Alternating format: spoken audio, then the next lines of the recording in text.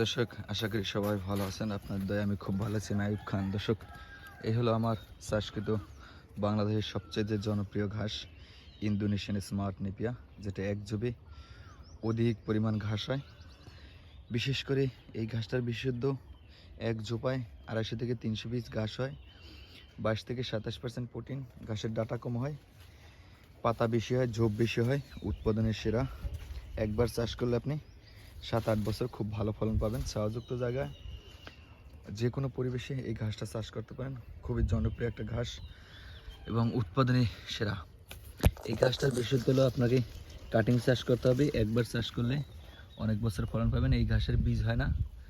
এই ঘাসটা আপনি বিশেষ করে ডেইরি যাদের আছে তাদের জন্য উপকারী। দুধের কোয়ালিটি ভালো আসবে, উৎপাদন বেশি আসে।